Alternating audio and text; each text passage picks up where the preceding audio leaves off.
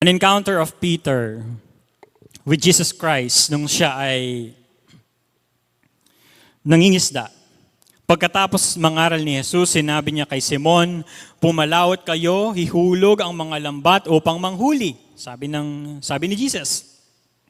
Sabi ni Peter at verse 5 sa Luke 5, "Guro, magdamag po kaming nagpagod, ngunit wala kaming nahuli." You are telling the experienced fisherman na walang nahuli magdamag, na mangisda ulit siya. Ngunit dahil sa sinabi ninyo, sabi ni Pedro, ihuhulog ko ang lambat. Ano po ang nangyari? Ganoon nga ang ginawa nila at nakahuli sila ng maraming isda. Kaya't halos mapunit ang kanilang mga lambat, napuno ang 2 bangka.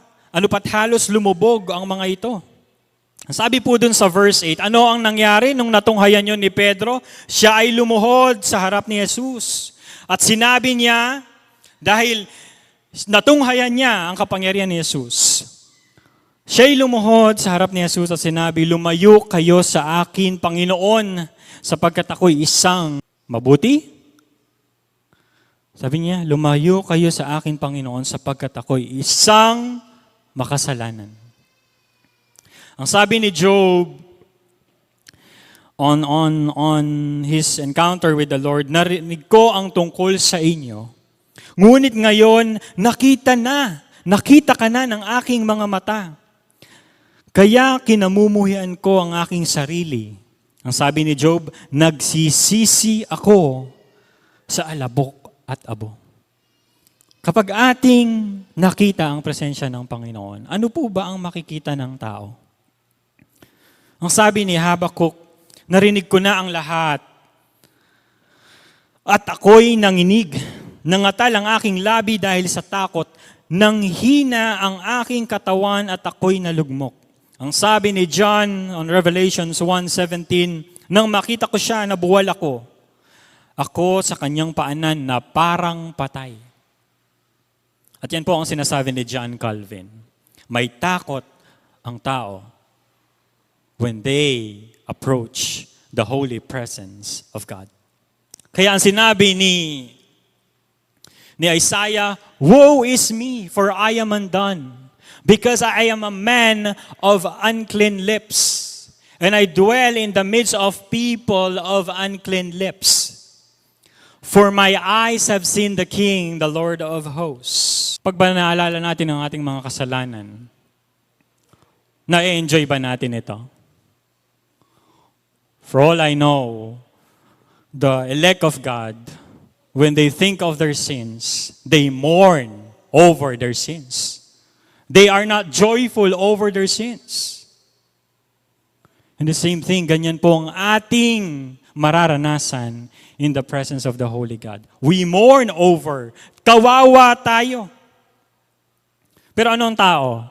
Sa kanyang kasalanan, dahil takot siya sa Diyos, nagtatago siya.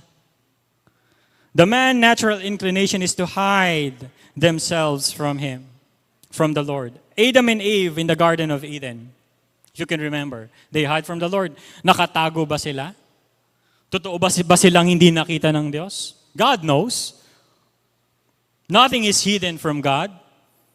Pwede kang magtago sa tao, pwede kang magsinungaling sa ibang tao, but God knows if you confess and profess the truth. Sabihin na natin, ayun, profession of faith. Okay, I accept Jesus Christ as my Lord and Savior. Is your profession of faith true? God knows it. Because He knows it if your profession is also the faith that you possess. Hindi mo madadaya ang Panginoon. Alam niya kung sino ka. Alam niya ang tago sa'yo. Alam niya ang mga tinatago natin sa Kanyang presensya.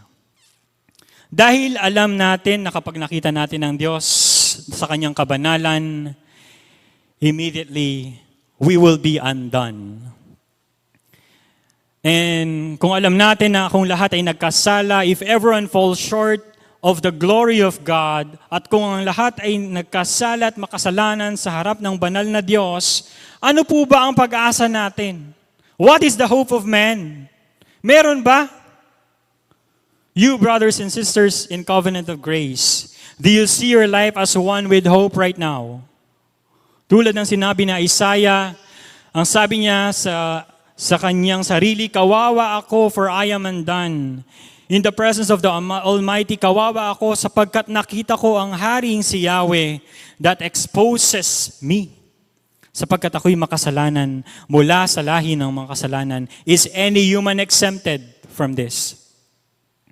Itong sinasabi ni Isaiah na sa kanyang panahon, isa sa mga taong may integridad, a statesman, a priest, saying to himself, woe is me, for I am undone. What more to us?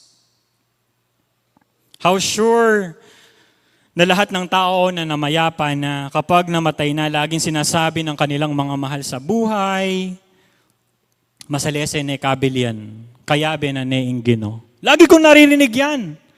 Kahit nga sa mga Kristiyano eh. Pag namatay ang isang tao, masalese ne kabilian, kayabe na ne ingino. Tingnan natin, isipin natin ang ating mga sarili lamang. If we approach the presence of God, kayabe tayong gino, masalese taba kabilian. Ang sabi ni Isaiah, woe is me, kawawa ako.